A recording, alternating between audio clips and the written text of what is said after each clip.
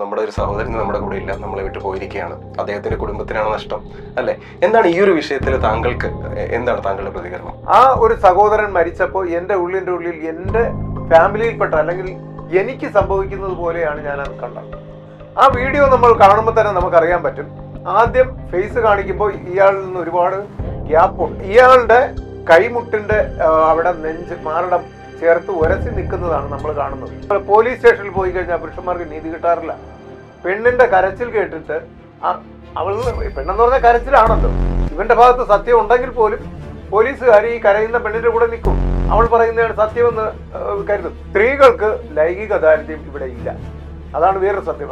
അവർ എത്ര പേരുമായിട്ട് ഭോഗിക്കണമെന്ന് പറഞ്ഞാലോ എത്ര പേരുമായിട്ട് അവർക്ക് കറങ്ങിയടിച്ച് നടക്കണമെങ്കിലോ ഉള്ള സാഹചര്യം ഇന്ന് കേരളത്തിൽ അവർക്കുണ്ട്. കാര്യം അത്രത്തോളം സ്വാതന്ത്ര്യം കൊടുത്തിരിക്കുകയാണ്. അപ്പൊ സ്ത്രീകൾക്ക് ഏത് രീതിയിലും ഈ ഭർത്താവിന് എൻ്റെ കൂടെ വേണമെന്ന് എനിക്കില്ല, അപ്പൊ എനിക്ക് അറിയാം ജീവിക്കാൻ എന്നൊരു സാഹചര്യം അവർ ഉണ്ടാക്കിയെടുത്തിട്ടാണ് ഈ ഡിവോഴ്സ് ഇത്രയും കൂടാനുള്ള കാരണം. ഗണേഷ് കുമാർ സാറ് നല്ല രീതിയിൽ പറഞ്ഞു. അദ്ദേഹം ഇനി ബസ്സിൽ വെച്ച് റീൽസ് എടുക്കാൻ അനുവദിക്കില്ല എന്നതും പറഞ്ഞു. അതും നമുക്ക് സന്തോഷിക്കാവുന്ന കാര്യം. എല്ലാം ചെയ്യുന്നത് നല്ലതായിട്ടാണോ ഭാര്യമാരുടെ കൂടെ ജീവിക്കുന്നത്? അല്ല, നമുക്ക് ഒരുപാട് പ്രശ്നങ്ങളുണ്ട്, മാനസികമായിട്ടൊക്കെ ഉള്ള പ്രശ്നങ്ങളുണ്ട്. ഞാൻ ഡിവോഴ്സിലാണ്, അത് വേറെ. പക്ഷെ നമ്മൾ ഇതെല്ലാം സഹിച്ചു പോവുകയാണ്. എന്തിനു വേണ്ടിയിട്ടാ? കുഞ്ഞുങ്ങൾക്ക്. ഇഞ്ചി മൈ മീൽ പാർട്ട്ണർ.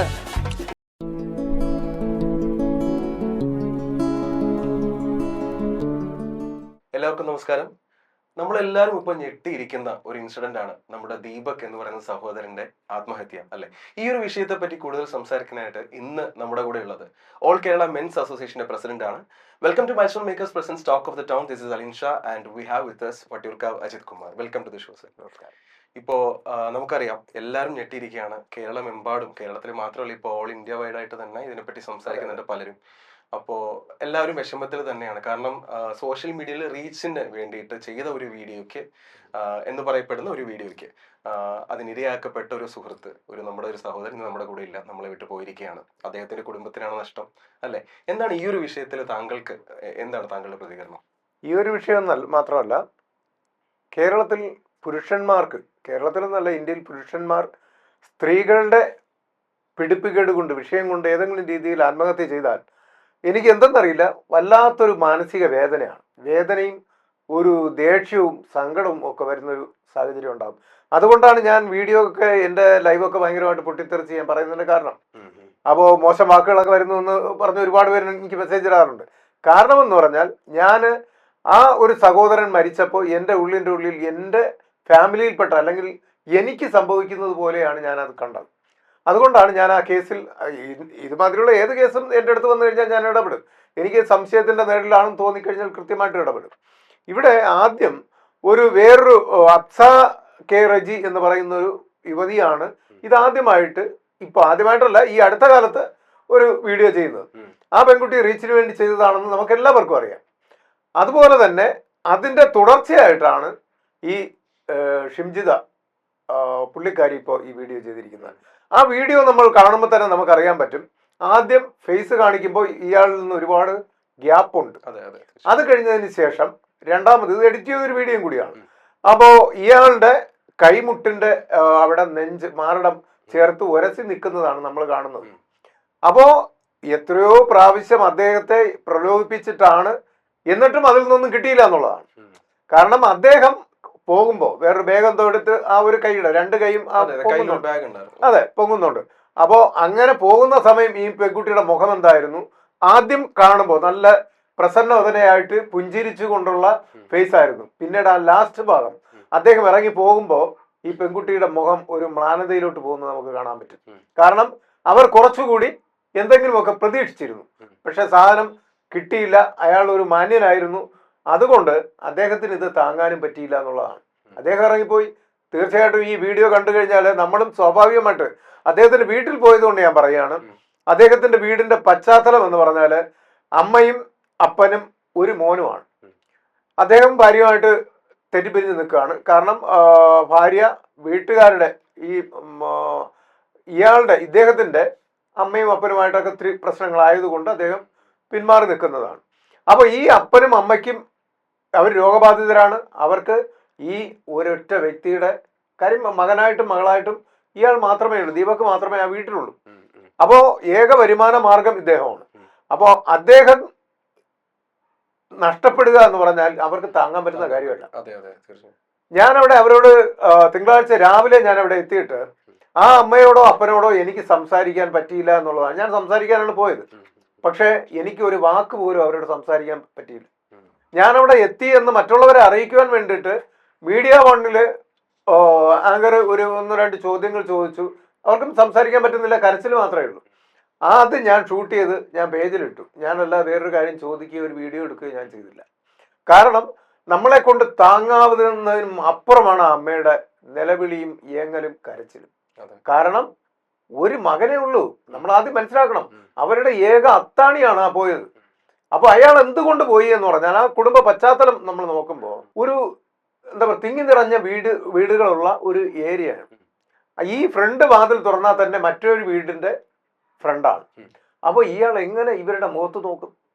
ആ വീഡിയോയിൽ തന്നെ നമ്മൾ കാണുമ്പോൾ തന്നെ അയാൾ ഒരു എക്സ്ട്രാ ഡീസന്റ് ആണെന്ന് നമുക്ക് തോന്നും, അല്ലെ? അതെ അതെ, ഒരു സൈഡിൽ നമുക്ക് കാണുമ്പോൾ അറിയാം ഒരു എക്സിക്യൂട്ടീവ് ഒരു മാന്യനായിട്ടുള്ള വ്യക്തിയാണെന്ന് നമുക്ക് തോന്നും. ഈ മാന്യത കൃത്യമായിട്ടും അദ്ദേഹത്തിന്റെ നാട്ടിലും ഒക്കെ കാത്തു സൂക്ഷിച്ചിരുന്നു. അദ്ദേഹത്തിന്റെ ജോലി സ്ഥലമായാലും അദ്ദേഹത്തിന്റെ നാട്ടിൽ ഞാൻ ഒരുപാട് സ്ഥലങ്ങളിൽ പോയ സമയത്തെല്ലാം ഞാൻ ഇദ്ദേഹത്തെ പറ്റി ചോദിച്ചു. ഒരാള് പോലും മോശമായിട്ട് ഒരു വാക്ക് പറയാനില്ല. അതേസമയം ഈ പറയുന്ന യുവതിയുടെ കാര്യം ഞാൻ അന്വേഷിക്കാതെ എനിക്ക് ഒരുപാട് കോൾസ് ഇങ്ങോട്ട് വന്നു.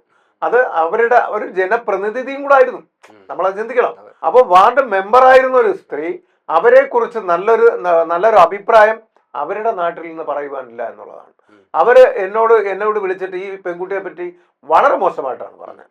അപ്പോൾ ഭർത്താവുമായിട്ട് പിണങ്ങി നിൽക്കുകയാണ്, പിരിഞ്ഞു നിൽക്കുകയാണ്. അദ്ദേഹത്തിന് പോലും മനഃശാന്തി കൊടുത്തിട്ടില്ല എന്നാണ് ഞാൻ മനസ്സിലാക്കുന്നത്. അതുപോലെ തന്നെ ഇതൊരു അമ്മയാണ്, കുട്ടികളുടെ അമ്മയാണ്. അപ്പൊ ഈ സ്ത്രീക്ക് ആ കുട്ടികൾക്ക് എന്ത് മെസ്സേജാണ് കൊടുക്കാനുള്ളത്? ഞാൻ ഈ ഇവരുടെ റീൽസ് കുറെ കണ്ടിട്ട് അതിലൊന്നും കുട്ടികളൊന്നുമില്ല. കുട്ടികളെയൊന്നും നമ്മൾ കാണുന്നതായിട്ട് ഞാൻ കണ്ടിട്ടില്ല എന്തായാലും. അപ്പോൾ സമൂഹത്തിൽ മറ്റുള്ളവരെ ചൂഷണം ചെയ്ത്, യുവാക്കളെ ചൂഷണം ചെയ്ത് അവരിൽ നിന്ന് കാശ് തട്ടി ജീവിക്കുന്ന ഒരു സ്ത്രീയാണ് ഇവരെന്നാണ് പൊതുവിൽ ഇപ്പോൾ ഞാൻ അറിഞ്ഞത്. പിന്നെ വേറൊരു ന്യൂസും വന്നിട്ടുണ്ട്, ഇവരെ കുറിച്ച് കുറെ കാര്യം, വരുമാനമില്ലാത്തൊരാൾ ഇത്രയും അടിച്ചു പൊളിച്ച് എങ്ങനെ നടക്കുന്നു. അപ്പൊ പോലീസിന്റെ അന്വേഷണത്തില് സ്വർണ്ണക്കള്ളക്കടത്തും മറ്റു കാര്യങ്ങളും ഒക്കെ ഇപ്പോൾ വന്നിട്ടുണ്ട്. ഇന്നൊരു പോസ്റ്റ് ഞാൻ കണ്ടു. അപ്പൊ അതിലൊരു വ്യക്തത വന്നിട്ടില്ല എന്നുള്ളത് മാത്രമേ ഉള്ളൂ. അപ്പോൾ ഇതുപോലുള്ള എന്താ പറയാ ഉഡായിപ്പ് പരിപാടികൾ ചെയ്ത് ജീവിക്കുന്ന ഒരു സ്ത്രീയാണ് എന്നുള്ളത് സത്യമാണ്. താങ്കൾ അവരുടെ വീട് സന്ദർശിച്ചു പറഞ്ഞാൽ ഇപ്പൊ എങ്ങനെയാണ് അവരുടെ ഒരു മാനസികാവസ്ഥ? ആക്ച്വലി അവരുടെ പാരന്റ്സിന്റെ അവരിപ്പോഴും വളരെയധികം മാനസികമായിട്ട് വേദന എടുത്ത് തന്നെയാണ്. കാര്യം അവര് ഇതൊന്നും മറന്ന് നല്ല രീതിയിൽ ജീവിക്കാൻ പറ്റുമോ എന്ന് തന്നെ എനിക്കറിയില്ല. കാരണം ഒരുപക്ഷെ ഇയാളുടെ മകനെ ഓർത്തിട്ട് ചിലപ്പോൾ ഇവർ ജീവനോടെ ഇരിക്കാൻ സാധ്യതയുണ്ട്. അല്ല എങ്കിൽ ആത്മഹത്യ ചെയ്യാനുള്ള സാഹചര്യം വളരെ കൂടുതലാണ്. കാരണം അവർക്ക് താങ്ങാൻ പറ്റില്ല. ഏക മകനല്ലേ, ഏക ആശ്രയമാണ്, അവർ രോഗികളുമാണ് അവർ രണ്ടുപേരും.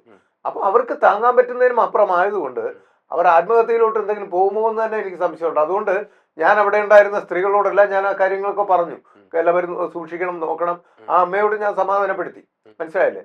എന്നിട്ട് അവരുടെ കേസ് നമ്മൾ സംഘടനാപരമായിട്ട് തന്നെ നടത്താം എന്ന് പറഞ്ഞ് വക്കാലത്ത് സൈൻ ചെയ്യാൻ പോയപ്പോൾ ആ ഫാമിലിയിൽപ്പെട്ട ഒരൊറ്റ വ്യക്തി അവിടെ നിന്ന് സ്ത്രീകൾക്കെല്ലാം നമ്മൾ തന്നെ ഈ കേസ് കൊണ്ടുപോയാൽ ഈ സ്ത്രീയെ അറസ്റ്റ് ചെയ്യുവാനും പരമാവധി ശിക്ഷ വാങ്ങിക്കൊടുക്കാനും നമുക്ക് പറ്റും.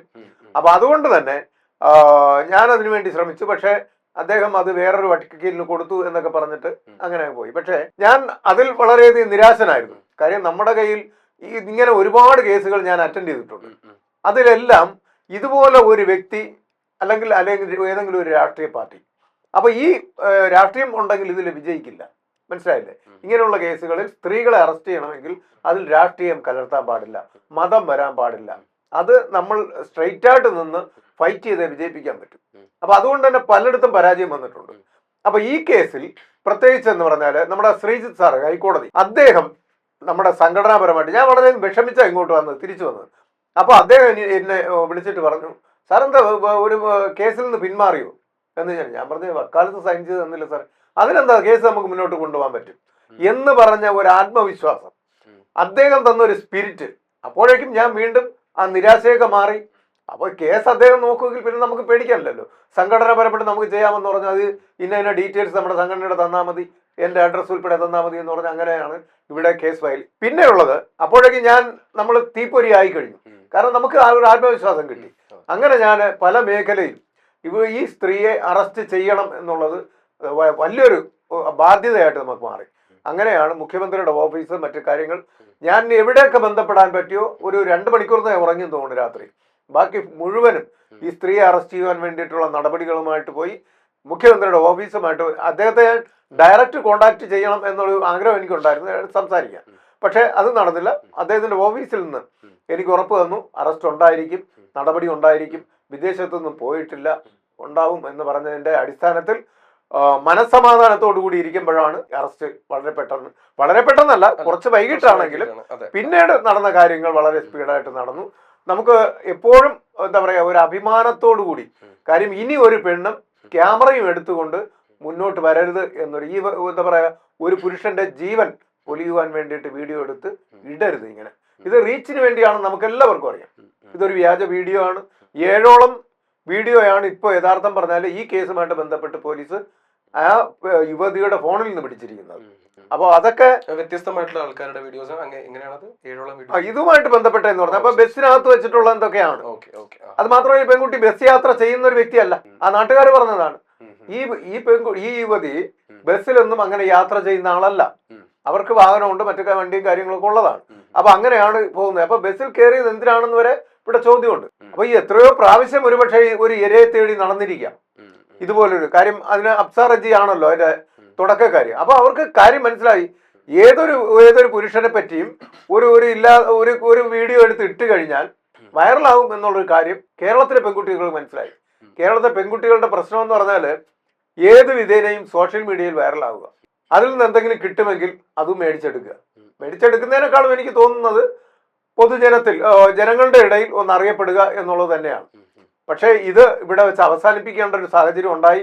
അതെന്തായാലും നല്ല രീതിയിൽ. അതുപോലെ തന്നെ നമ്മുടെ ഗണേഷ് കുമാർ സാർ മുഖ്യമന്ത്രിക്ക് അഭിനന്ദനം അറിയിക്കുന്നതോടൊപ്പം ഗണേഷ് കുമാർ സാറിന് അദ്ദേഹത്തിന്റെ നിലപാടും പറഞ്ഞു. ട്രാൻസ്പോർട്ട് ബസ്സിൽ ഇനി ഇങ്ങനെയുള്ള റീൽസ് എടുക്കാൻ അനുവദിക്കില്ല എന്നുള്ള കാര്യം അദ്ദേഹം പറയുകയുണ്ടായി. അതിന്റെ കാരണം എന്ന് പറഞ്ഞാൽ ചങ്ങാതിക്കൂട്ടം, ഞാനല്ല ബന്ധപ്പെട്ട, ഞങ്ങൾ ഇങ്ങോട്ട് വരുന്ന വഴിക്ക് കാറിൽ ചങ്ങാതിക്കൂട്ടം എന്ന് പറയുന്ന യൂട്യൂബർ അയാളുടെ ഗണേഷ് കുമാർ സാറിന്റെ പേഴ്സണൽ സെക്രട്ടറി വിളിച്ചു. അദ്ദേഹമായിട്ട് പരിചയമുണ്ട്. അങ്ങനെ വിളിക്കുകയും മെസ്സേജ് അയക്കുകയൊക്കെ ചെയ്തു. ഒരു അഭിപ്രായം പറയണം ഇതിൽ. ആ അഭിപ്രായം പറഞ്ഞു. ഗണേഷ് കുമാർ സാറ് നല്ല രീതിയിൽ പറഞ്ഞു. അദ്ദേഹം ഇനി ബസ്സിൽ വെച്ച് റീൽസ് എടുക്കാൻ അനുവദിക്കില്ല എന്നൊന്നും പറഞ്ഞു. അതും നമുക്ക് സന്തോഷിക്കാവുന്ന കാര്യമാണ്. ഈ ബസ്സിൽ വെച്ച് ഇതുപോലുള്ള ഒരു അസോൾട്ട് നടക്കുന്നതും റീൽസ് എടുക്കുന്നതും ഒക്കെ ഇപ്പൊ കഴിഞ്ഞ ഒരു 2-3 വർഷത്തേക്ക് ഒത്തിരി വീഡിയോസ് വന്നിട്ടുണ്ട്. അതിനകത്ത് ശരിയായ കാര്യങ്ങളുമുണ്ട്, അതുപോലെ ജസ്റ്റ് എന്താ പറയുക റീച്ചിന് വേണ്ടി ചെയ്യുന്ന കാര്യങ്ങളുണ്ട്. അപ്പൊ ഈ ഒരു ഇൻസിഡന്റ് കാരണം ശരിക്കും ഈ ശരിയായിട്ട് അല്ലെങ്കിൽ ശരിക്കും അസോൾട്ട് അനുഭവിക്കുന്ന പെൺകുട്ടികളെ പോലും നമ്മൾ ഇനി സംശയിക്കേണ്ടി വരും. അതെ, തീർച്ചയായിട്ടും. ഇനി ഒരു സത്യസന്ധമായിട്ട് നമ്മുടെ മുമ്പിൽ ഒരു വീഡിയോ വന്നാൽ പോലും നമുക്കത്, കാര്യം ഇന്നിപ്പോ മറ്റു എഡിറ്റിങ് ഒരുപാട് കാര്യങ്ങൾ കിടക്കുകയാണ്. അപ്പൊ അതുകൊണ്ട് തന്നെ നമ്മൾ എങ്ങനെ ഇത് വിശ്വസിക്കും? അപ്പൊ ഇങ്ങനെയുള്ള സ്ത്രീകൾ സമൂഹത്തിൽ ഇങ്ങനെയുള്ള എന്താ പറയാ ദുഷ്ടലാക്കോടുകൂടി ചെയ്യുന്ന പ്രവർത്തികൾ യഥാർത്ഥ ഇരകൾക്ക് നീതി കിട്ടാതെ പോകും. അത് കോടതിയിലായാലും ശരി, പോലീസ് സ്റ്റേഷനിലായാലും ശരി, നമ്മുടെ ഇടയിൽ നിന്നായാലും ശരി, ജനങ്ങൾ ഇത് തെറ്റിദ്ധരിക്കും, പൊങ്കാലയിടും. അതാണ് നമ്മൾ മനസ്സിലാക്കേണ്ട ഒരു കാര്യം. അപ്പോൾ സ്ത്രീകൾ തന്നെയാണ് സ്ത്രീകൾക്ക് മോശം അവസ്ഥകൾ ഉണ്ടാക്കുന്നത്, പുരുഷന്മാരല്ല. പക്ഷെ പുരുഷന്മാരെ ജീവിക്കാൻ അനുവദിക്കാത്തത് പല മേഖലയിലും. അത് ഫാമിലിയിലായിക്കോട്ടെ, ഒരുപാട് ഇപ്പോൾ ഏറ്റവും കൂടുതൽ ഫാമിലി കോർട്ടിൽ കേസ് കിടക്കുന്നത് നമ്മുടെ ട്രിവാൻഡ്രം ആറ്റിങ്ങിലാണ്. അപ്പൊ ഇതുപോലെ കേരളത്തിൽ മൊത്തത്തിൽ വിവാഹം കഴിയുന്നു, പക്ഷെ ഏതാനും വർഷങ്ങൾ കഴിയുന്നതിന് മുന്നേ അല്ലെങ്കിൽ ഒരു വർഷമാകുന്നതിന് മുമ്പേ ഫാമിലി കോർട്ടിൽ കേസ് പോവുകയാണ്, ഡിവോഴ്സുകളാവുകയാണ്. അതെന്തുകൊണ്ടെന്ന് പറഞ്ഞാൽ സ്ത്രീകൾക്ക് ലൈംഗിക ദാരിദ്ര്യം ഇവിടെ ഇല്ല. അതാണ് വേറൊരു സത്യം. ആരും അവർ എത്ര പേരുമായിട്ട് ഭോഗിക്കണമെന്ന് പറഞ്ഞാലോ എത്ര പേരുമായിട്ട് അവർക്ക് കറങ്ങിയടിച്ച് നടക്കണമെങ്കിലോ ഉള്ള സാഹചര്യം ഇന്ന് കേരളത്തിൽ അവർക്കുണ്ട്. കാര്യം അത്രത്തോളം സ്വാതന്ത്ര്യം കൊടുത്തിരിക്കുകയാണ്. പക്ഷേ പുരുഷന്മാരുടെ സ്ഥിതി അതല്ല. വലിയൊരു വിഭാഗം പുരുഷന്മാരും ലൈംഗിക ദാരിദ്ര്യം അനുഭവിക്കുന്നവരാണ്. അവിടെയും ഒരു പ്രശ്നമുണ്ട്. അപ്പൊ സ്ത്രീകൾക്ക് ഏത് രീതിയിലും ഈ ഭർത്താവിന് എൻ്റെ കൂടെ വേണമെന്ന് എനിക്കില്ല, അപ്പൊ എനിക്ക് അറിയാം ജീവിക്കാൻ എന്നൊരു സാഹചര്യം അവർ ഉണ്ടാക്കിയെടുത്തിട്ടാണ് ഈ ഡിവോഴ്സ് ഇത്രയും കൂടാനുള്ള കാരണം. ഇതൊക്കെ നമ്മുടെ എന്താ പറയുക കുടുംബജീവിതം, ഇൻപമുള്ളതാണ് കുടുംബം എന്ന് പറയുന്നത്. പക്ഷെ ആ കുടുംബജീവിതം നശിക്കുകയും അതിൽ കൂടി 1-2 കുട്ടികൾ ഉണ്ടായാൽ ആ കുട്ടികളുടെ ഭാവിയും കൂടി പോകുന്ന ഒരു സാഹചര്യമാണ് ഇന്ന് കേരളത്തിൽ നിലനിൽക്കുന്നത്. പക്ഷെ ഇതുപോലൊരു സിറ്റുവേഷൻ, അതായത് ഇപ്പോ വീടുകളിൽ അല്ലെങ്കിൽ ഫാമിലീസിൽ ഡിവോഴ്സ് റേറ്റ് കൂടുന്നു എന്ന് പറയുന്നത് നമുക്ക് ഇങ്ങനെ ജനറലൈസ് ചെയ്ത് സംസാരിക്കാൻ പറ്റും. കാരണം റിയൽ ആയിട്ടുള്ള ഇൻസിഡൻസ്, കാരണം പണ്ടത്തെ കാലത്ത് എന്നൊക്കെ പറഞ്ഞത് ഭാര്യയും ഭർത്താവും തമ്മിൽ സെപ്പറേറ്റ് ആവുക അല്ലെങ്കിൽ ഡിവോഴ്സ് ചെയ്യുക എന്ന് പറയുന്നത് പോലെ നമുക്ക് പുറത്ത് പറയാൻ മടിയുള്ള ഒരു കാര്യമാണ്. ഇന്നാണെന്നുണ്ടെങ്കിൽ കുറച്ചുകൂടി കുറച്ചുകൂടി ഡെവലപ്ഡ് ആയി, ആൾക്കാർ കുറച്ചുകൂടി അതിനെപ്പറ്റി തുറന്ന് സംസാരിച്ച് തുടങ്ങിയിട്ടുണ്ട്. മാത്രമല്ല, ഒരു സ്ത്രീയും പുരുഷനും ഒരുമിച്ച് താമസിക്കുമ്പോൾ അവർ തമ്മിൽ മാനസികമായിട്ടോ ശാരീരികമായിട്ടോ പൊരുത്തക്കേടുകൾ ഉണ്ടെന്നുണ്ടെങ്കിൽ അത് അനുഭവിച്ച് ഒരു ജീവിതകാലം മുഴുവൻ സ്പെൻഡ് ചെയ്യുന്നതിന് പകരം മാറി നിൽക്കുക എന്നൊരു തീരുമാനം എടുക്കുന്ന രീതിയിലുള്ള ഒരു രീതിയിലോട്ടാണ് ഇന്ന് സമൂഹം വന്നിരിക്കുന്നത്. അത് ശരിക്കും തെറ്റാണ് എന്ന് പറയാൻ പറ്റും, നമുക്ക് ഇങ്ങനെ ജനറലൈസ് ചെയ്ത് പറയാൻ പറ്റും. അതിന് വേറൊരു കാര്യമുണ്ട്. ഇഞ്ചി മൈ മീൽ പാർട്ട്ണർ. എല്ലാ ഭാര്യമാരും നന്നായിരുന്നിട്ടല്ല ഭർത്താക്കന്മാര് അവരുടെ കൂടെ അഡ്ജസ്റ്റ് ചെയ്ത് പോകുന്നത്. എല്ലാ വീട്ടിലും പണ്ടും ഇപ്പോഴും ഭാര്യാഭർത്തൃ ബന്ധം എന്ന് പറയുന്നത് അവിടെ എന്തെങ്കിലുമൊക്കെ സ്വരച്ചേർച്ചയില്ലായ്മകൾ ഉണ്ടാവും, വാക്കുതർക്കം ഉണ്ടാവും, അഭിപ്രായ വ്യത്യാസം ഉണ്ടാവും. അതിനെ നമ്മൾ തരണം ചെയ്തു പോവുക, ക്ഷമിക്കുക, അങ്ങോട്ടും ഇങ്ങോട്ടും പരസ്പരം പറഞ്ഞ് അതിനെ ഒരു എന്താ പറയുക, രണ്ടുപേരുടെയും ഒരു തുല്യതയിൽ കൂടി പോകുന്നതാണ് നല്ലത്. പക്ഷേ ഇവിടെ സ്ത്രീകൾക്ക് അങ്ങനെ അവർ പിടിച്ച മുയലിന് 10 കൊമ്പെന്ന് പറയും പോലെ അവരതിൽ നിന്ന് പിന്മാറാൻ അവർ തയ്യാറാകുന്നില്ല. നമ്മളിപ്പോ നമ്മുടെ ഭാര്യ എല്ലാം ചെയ്യുന്നത് നല്ലതായിട്ടാണോ ഭാര്യമാരുടെ കൂടെ ജീവിക്കുന്നത്? അല്ല, നമുക്ക് ഒരുപാട് പ്രശ്നങ്ങളുണ്ട്, മാനസികമായിട്ടൊക്കെ ഉള്ള പ്രശ്നങ്ങളുണ്ട്. ഞാൻ ഡിവോഴ്സഡാണ്, അത് വേറെ വിഷയം. പക്ഷേ നമ്മളിതെല്ലാം സഹിച്ചു പോവുകയാണ്. എന്തിനു വേണ്ടിയിട്ടാ? കുഞ്ഞുങ്ങൾക്ക് വേണ്ടിയിട്ട്.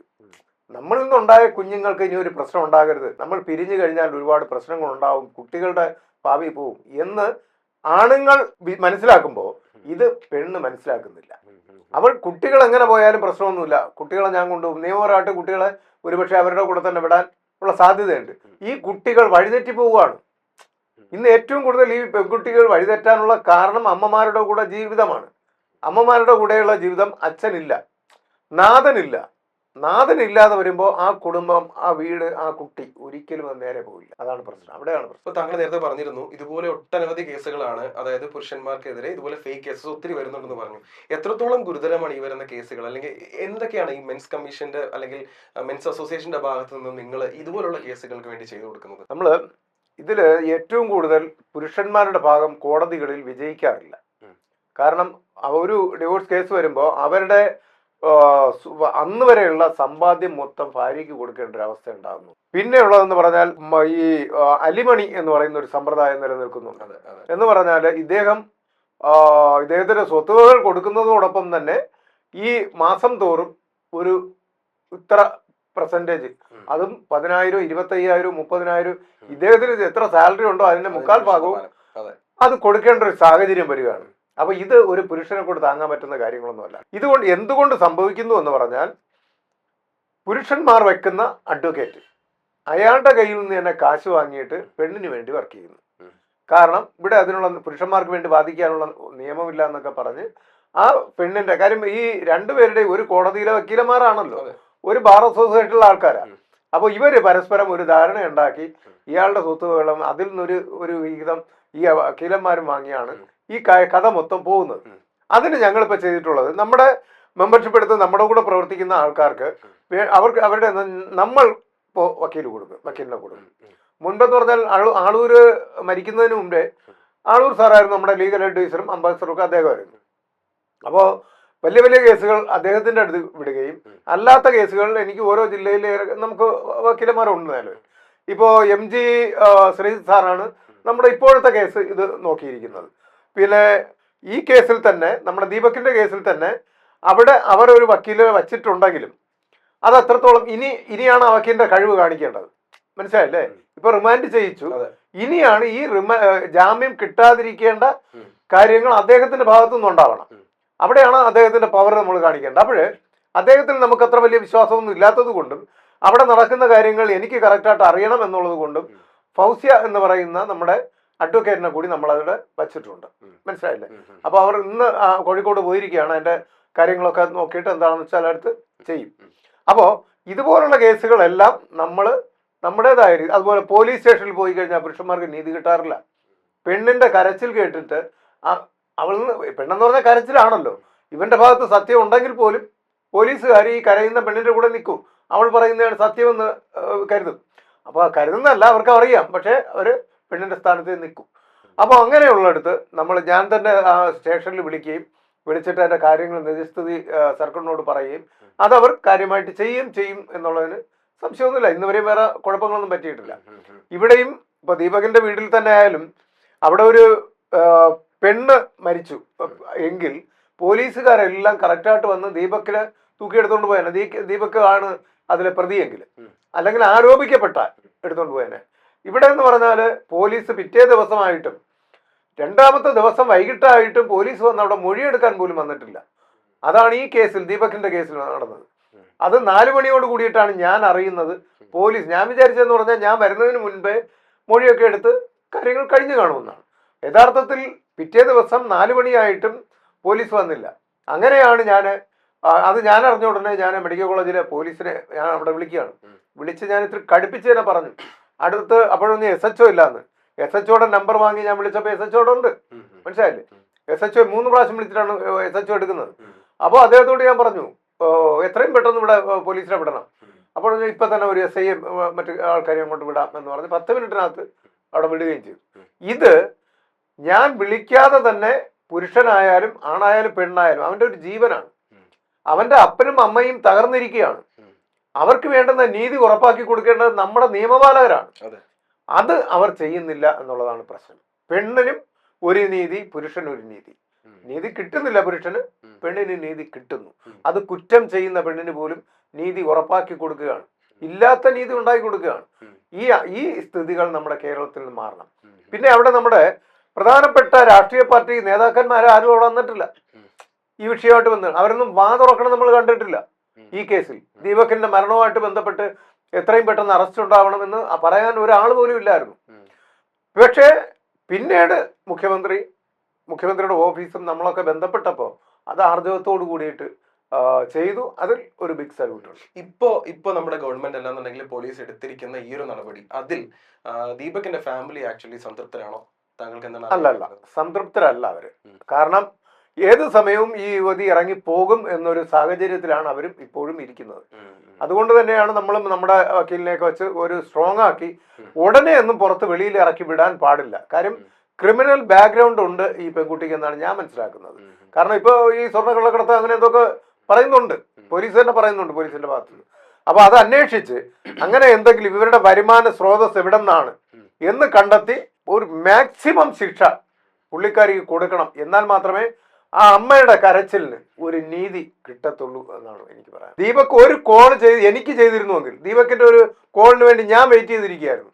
കാരണം ഈ വീഡിയോ കണ്ടിട്ട് ഇവൾക്കെതിരെ കേസെടുപ്പിക്കുവാനും ഇവളെ ഇപ്പൊ റിമാൻഡ് ചെയ്തതുപോലെ റിമാൻഡ് ചെയ്യിക്കാനുള്ള സാഹചര്യവും കഴിവും എനിക്കുണ്ടായിരുന്നു. അപ്പൊ അതുകൊണ്ട് ഇയാളുടെ ഒരു കോളിന് വേണ്ടി ഞാൻ വെയിറ്റ് ചെയ്തിരിക്കുകയായിരുന്നു. അപ്പോഴാണ് മരണ വാർത്ത അറിയുന്നത്. ഇവിടെ ഇതുപോലുള്ള പുരുഷന്മാര് അവർക്ക് പറയാൻ ഒരു സ്ഥലം വേണം. ദീപക്കിനെ പോയി പറയാൻ ഒരു സ്ഥലമില്ല. അപ്പോൾ ഒരു മെൻസ് കമ്മീഷൻ ഉണ്ടായിരുന്നുവെങ്കിൽ ഇദ്ദേഹത്തിന് അയാളുടെ നിരപരാധിത്വം തെളിയിക്കാൻ പറ്റും.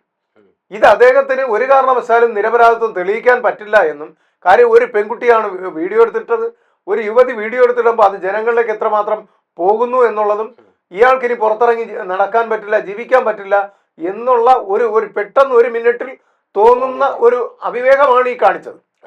അപ്പൊ ഈ ഒരു മെൻസ് കമ്മീഷനോ മറ്റുള്ള സാഹചര്യങ്ങളോ ഇവിടെ ഉണ്ടായിരുന്നുവെങ്കിൽ കൃത്യമായിട്ടും അദ്ദേഹത്തിന് അവിടെ പോയി പറഞ്ഞ നീതി ഉറപ്പിക്കാമായിരുന്നു.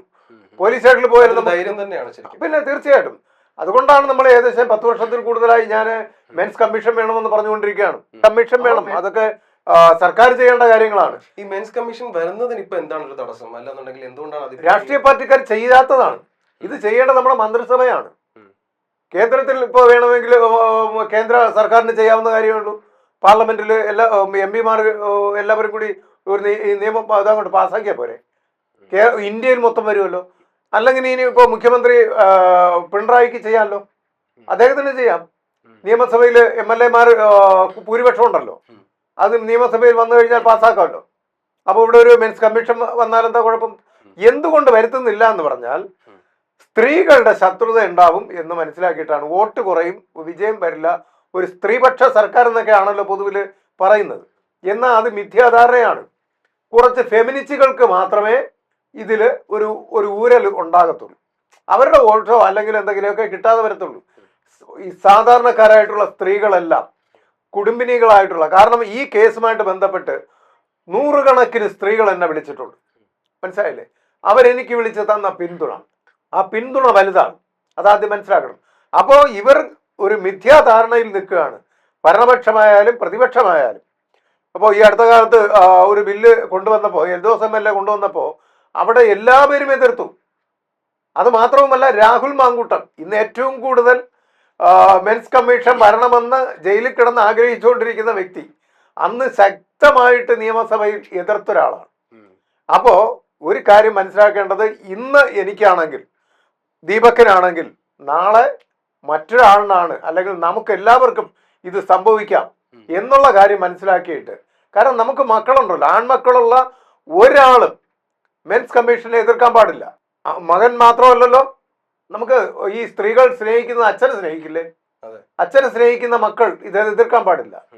ഭർത്താവിനെ സ്നേഹിക്കുന്ന ഭാര്യ എതിർക്കാൻ പാടില്ല. ഏതെങ്കിലും ഒരു പുരുഷനെ ഒരു ഫ്രണ്ട്സായിട്ടെങ്കിലും ഒരു സ്ത്രീക്ക് കാണുമല്ലോ, ഒരു ഫ്രണ്ടായിട്ട്, എതിർക്കാൻ പാടില്ല. ഒരു സഹോദരനെ സ്നേഹിക്കുന്ന പെങ്ങൾ ഒരു കാരണവശാലും മെൻസ് കമ്മീഷനെ എതിർക്കാൻ പാടില്ല. അതുപോലെ തന്നെയാണ് KSRTC ബസ്സിൽ പുരുഷന്മാർക്ക് സംവരണം വേണം. പുരുഷന്മാർക്ക് സംവരണം വേണമെന്ന് പറയാനുണ്ടായ കാരണം, എനിക്കിപ്പോൾ ഡ്രൈവ് ചെയ്യാൻ ബുദ്ധിമുട്ടുള്ളത് കൊണ്ട് ഞാൻ KSRTC ബസ്സിലൊക്കെ യാത്ര ചെയ്യുന്ന ആളാണ്. ഇപ്പോൾ അങ്ങനെ യാത്ര ചെയ്യുമ്പോൾ, ഇപ്പോൾ നമ്മൾ മുൻകാലങ്ങളിലൊക്കെ എന്ന് പറഞ്ഞാൽ കണ്ടതൊന്നുമല്ല. മുൻകാലങ്ങളിൽ നമ്മൾ ബസ്സിൽ കയറുമ്പോൾ ഞാൻ കാണുന്നത് ഒന്നുകിൽ സ്ത്രീകൾ ബാക്കിലായിരിക്കും, അല്ലെങ്കിൽ ഫ്രണ്ടിലായിരിക്കും. ഇപ്പോൾ അങ്ങനെയല്ല, അവർ കംപ്ലീറ്റും അങ്ങ് കയറി ഭരിച്ച് നിൽക്കുകയാണ്. ഇത് പുരുഷന്മാർ എവിടെ നിൽക്കും എന്നുള്ളൊരു ചോദ്യമുണ്ട്, എവിടെ ഇരിക്കുമെന്നൊരു ചോദ്യമുണ്ട്. സ്ത്രീകളുടെ സീറ്റ് ഒഴിഞ്ഞു കിടന്നാൽ പോലും ഓരോ ജനറൽ സീറ്റിലായിട്ട് വന്ന് സ്ത്രീകൾ ഇരിക്കും. അവർക്ക് ഈ പുരുഷന്മാരുടെ തട്ടനും തലോടും അവർക്ക് ഇഷ്ടം തന്നെ, അല്ലെങ്കിൽ അവരിങ്ങനെ ഇരിക്കേണ്ട കാര്യമില്ലല്ലോ. ആ സ്ത്രീകളുടെ സീറ്റിൽ പോയി ഫ്രണ്ടിലോട്ടിരിക്കാം, അല്ലെങ്കിൽ ഒരു സ്ത്രീ ഇരിക്കുന്നതിൻ്റെ ഇപ്പുറത്ത് ഒഴിഞ്ഞു കിടക്കല്ലേ, അവിടെ പോയി ഇരിക്കാം. അത് ചെയ്യില്ല. അപ്പോൾ ഈ പുരുഷന്മാർ എവിടെ നിൽക്കും, എവിടെ ഇരിക്കും? അപ്പോൾ അതുകൊണ്ടാണ് ട്രാൻസ്പോർട്ട് വകുപ്പ് മന്ത്രി ഗണേഷ് കുമാർ സാർ ഇവിടെ ചാർജ് എടുത്ത ആ സമയം ഞാൻ അദ്ദേഹത്തിന് ഒരു നിവേദനം കൊടുത്തു. നിവേദനം കൊടുത്തപ്പോൾ തന്നെ അദ്ദേഹം വളരെയധികം സന്തോഷത്തോട് കൂടിയിട്ട്, പുരുഷന്മാരുടെ കാര്യം പറയാൻ ഒരാൾ വേണമല്ലോ, എന്തായാലും അഭിനന്ദിക്കുന്നു എന്നൊക്കെ പറഞ്ഞ് വളരെ കാര്യമായിട്ട് സംസാരിച്ച വ്യക്തി ഇതേവരെ നടപ്പിലാക്കിയിട്ടില്ല. പിന്നെ എനിക്ക് അദ്ദേഹത്തെ തിരക്ക് കാരണം ഒന്നുകൂടി കാണാൻ പോകാനും പറ്റിയിട്ടില്ല. എന്തായാലും പിന്നീട് ആക്സിഡൻ്റ് ഒക്കെ ആയി. അപ്പോൾ ഈ രീതിയിലെ, പക്ഷേ അടിയന്തരമായിട്ട് ഈ സർക്കാർ ഇപ്പോൾ ഇറങ്ങുന്നതിന് മുന്നേ, ഇനി ഏതാനും മാസങ്ങൾ കൂടിയേ ഉള്ളൂ, അപ്പോൾ അതിനു മുന്നേ ഗണേഷ് കുമാർ സാറൊക്കെ ചെയ്തതാണ്. മനസ്സിലായില്ലേ? കുറച്ച് ആംബിയറുള്ളവരാണ്. അപ്പോൾ അദ്ദേഹം ഇനിയിപ്പം വേറൊരു സർക്കാർ വന്നാലോ, അല്ലെങ്കിൽ വേറൊരു ട്രാൻസ്പോർട്ട് മന്ത്രി വന്നാലോ ഇവർ ചെയ്യും എന്ന് എനിക്ക് ഉറപ്പില്ല. പക്ഷെ ഇദ്ദേഹം ചെയ്തതാണ്. അതുകൊണ്ട് അദ്ദേഹത്തിന് ഒരിക്കലും വോട്ട് കുറയില്ല, ഭൂരിപക്ഷം കുറയുമെന്ന് ഒരിക്കലും ചിന്തിക്കേണ്ട. പത്തനാപുരത്ത് അദ്ദേഹത്തിന് കൂടുതൽ വോട്ട് ഭൂരിപക്ഷത്തോട് കൂടിയിട്ട് ജയിക്കും. കാരണം സ്ത്രീകൾ മെൻസ് കമ്മീഷൻ വേണമെന്നും, മെൻസ് കമ്മീഷൻ വരുന്നത് കൊണ്ടോ, KSRTC ബസ്സിൽ പുരുഷന്മാർക്ക് സംവരണം കൊടുത്തത് കൊണ്ടോ ഒരു കാരണവശാലും സ്ത്രീകൾ എതിർക്കില്ല. കാരണം അങ്ങനെ എതിർക്കുമായിരുന്നെങ്കിൽ ദീപക്കിന്റെ കേസുമായിട്ട് ബന്ധപ്പെട്ട് ഞാൻ ഇറങ്ങിയപ്പോൾ എന്നെ തെറി വിളിക്കാനേ സ്ത്രീകൾ വരത്തുള്ളൂ. പക്ഷേ ഒരൊറ്റ സ്ത്രീ പോലും തെറി വിളിക്കാത്ത അഭിനന്ദനങ്ങൾ മാത്രം, അതും നൂറുകണക്കിന് സ്ത്രീകൾ വിളിച്ച് അഭിനന്ദിച്ചിട്ടുണ്ടെങ്കിൽ, കമന്റ്സുകളായിട്ട് നല്ല രീതിയിൽ പോസിറ്റീവായിട്ട് വന്നിട്ടുണ്ടെങ്കിൽ, നമ്മൾ മനസ്സിലാക്കേണ്ടത് സ്ത്രീകൾ പുരുഷന്മാരോടൊപ്പമാണ്, ഫെമിനിസ്റ്റുകളുടെ കൂടെ അല്ല എന്ന് അടിവരയിട്ട് ഇപ്പം എനിക്ക് പറയാൻ പറ്റും. ഇപ്പോൾ ദീപകിന്റെ കേസിലോട്ട് വരാം. ഇനി എന്തൊരു വിധി അല്ലെന്നുണ്ടെങ്കിൽ ഏതൊരു രീതിയിലുള്ള പണിഷ്മെന്റ് ആണ് താങ്കൾ ഈ ഒരു കേസിൽ ആഗ്രഹിക്കുന്നത്? യഥാർത്ഥം പറഞ്ഞാൽ കൊലക്കുറ്റത്തിന് കേസെടുക്കണം. മനസ്സിലായില്ലേ? അങ്ങനെ തന്നെയാണ് ഞാൻ പരാതിയിലും നിലവിൽ കൊടുത്തിട്ടുള്ളത്. ഞാൻ DGPക്ക് പരാതി കൊടുത്തിട്ടുണ്ട്. അപ്പോൾ അതിലും പറഞ്ഞിട്ടുള്ളത് ഈ യുവതി ചെയ്തിട്ടുള്ളത് കൊലക്കുറ്റമാണ്. ഈ കൊല്ലുന്നതിനേക്കാളും കുറ്റം വലുതാണ് എന്താ പറയുക, അതിന് പ്രേരണ കൊടുക്കുന്നത്. അങ്ങനെ കൊലക്കുറ്റത്തിന് തന്നെ ഈ സ്ത്രീയെ ശിക്ഷിക്കണം. ശിക്ഷിച്ചാൽ മാത്രമേ ഈ സമൂഹത്തിന് അതൊരു നല്ലൊരു മെസ്സേജ് ആകത്തുള്ളൂ. ഇനി വരുന്ന പെൺകുട്ടികൾ ഇമാതിരിയുള്ള തെമ്മാടിത്തരങ്ങൾ കാണിക്കാതിരിക്കത്തു. അപ്പൊ എന്തായാലും ദീപക്കിന്റെ കുടുംബത്തിനും നീതി കിട്ടട്ടെ എന്ന് തന്നെ നമുക്ക് പ്രാർത്ഥിക്കാം, അല്ലെ? അതിനുവേണ്ടി നമുക്ക് എല്ലാവർക്കും പ്രയത്നിക്കാം. ഇപ്പൊ കേരളമെമ്പാടും സ്ത്രീ പുരുഷ ഭേദമന്യേ, പ്രായഭേദമന്യേ എല്ലാവരും ആഗ്രഹിക്കുന്നതാണ് ദീപക്കിന്റെ കുടുംബത്തിനും നീതി കിട്ടണം എന്നുള്ളത്. അപ്പൊ അങ്ങനെ തന്നെ കിട്ടട്ടെ, നമുക്ക് അങ്ങനെ തന്നെ പ്രതീക്ഷിക്കാം. എന്തായാലും ഇത്രയും നേരം നമ്മളോട് സംസാരിച്ചത് ഒരുപാട് സന്തോഷം. Thank you so much sir. Thank you.